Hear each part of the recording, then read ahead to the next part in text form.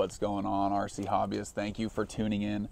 Today we are doing a full, from the ground up, breakdown, all the parts, all of the information that I can possibly give you guys about building the POIZD T3 chassis. Now, this chassis is amazing.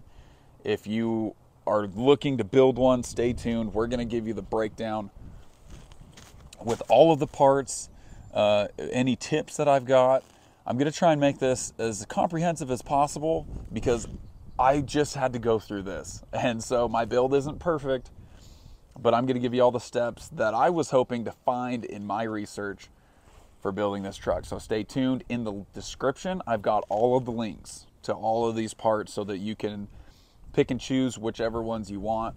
And my links will take you right there. Anything on Amazon that you buy is going to send me a little kickback, which is just going to help spread the word of my channel. It's going to help grow the channel. It's going to help me to make more content like this. So anything you can do would be helpful, but let's get into it.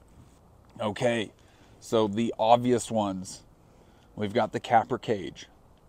I cut up my old Capra. I sold off everything but the cage and the axles and the servo horn, whatever. Got rid of everything else. So here's how I did it. I'll include some pictures right now, but you've got to cut up quite a bit. You got to cut everything out of the back. You've got to cut. I had to leave the interior off. You can see the panels there. I just left enough so that it kind of supports the Lexan. But you're cutting out pretty much all of that, and the hood is totally flat underneath it, so you are cutting away a lot of body. I've got it mounted up right here with a couple of cheap little servo horns. You know how they include these when you buy a new servo? I don't know why, because who uses them? If you use these, drop me a comment. What do you use them for? Today I used them to be a hinge mount.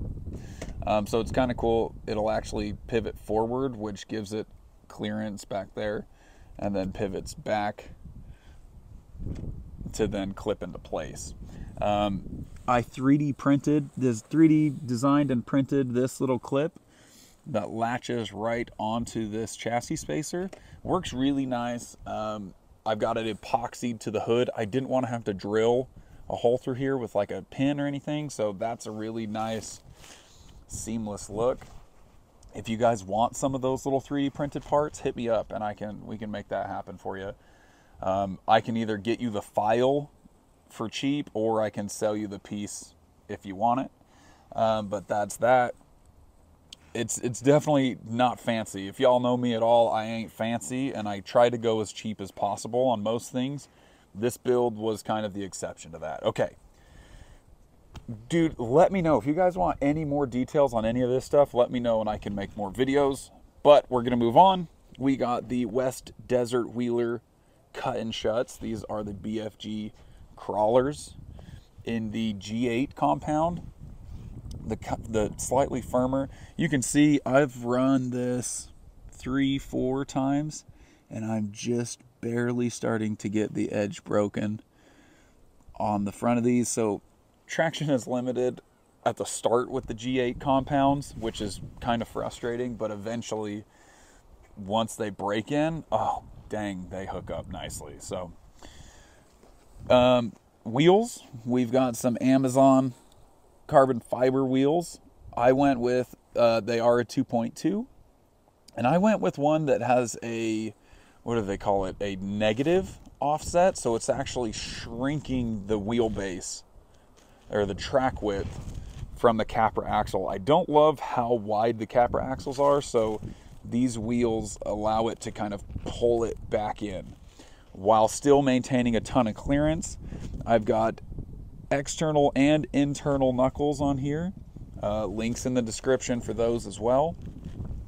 We've got Traxxas 2660 big bore shocks, which allows for tons of articulation, almost too much, honestly. I'm contemplating maybe going with the shorter shock up front, but I'm going to consult my buddy over there at Desert RC. He is like a freaking master builder. And so I'm gonna hit him up, and we're gonna take a look and see what other things I could do. But in here we've got his LCG shock cups that allow you to sink your rig down lower.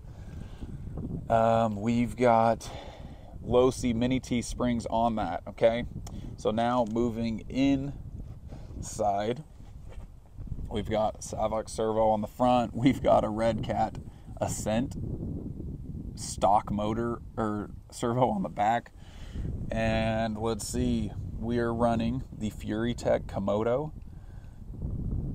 10 200 kV with the deluxe portal trans right motor mount, which allows the motor to be here, which gives a nice direct shot into the axle. We've got the FuriTech Python ESC.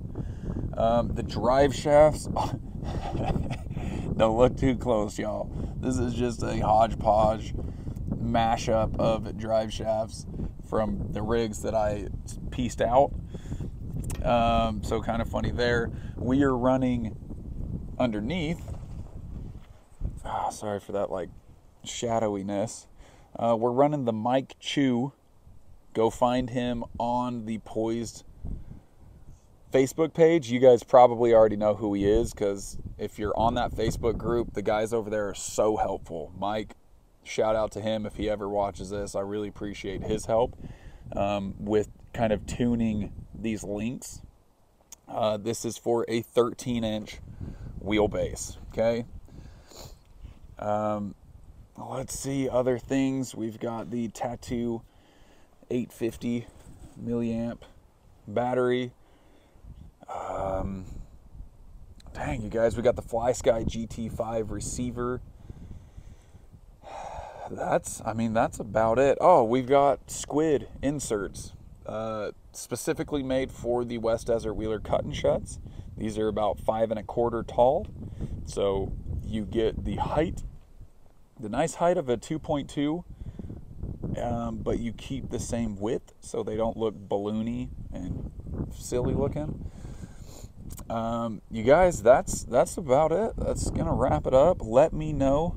I'll give you some close-ups here so that you can see where I've got things connected. We do have lots of spacers and things. Mike Chu, again, he helped me out with that so that I had the spacers to get the geometry functioning.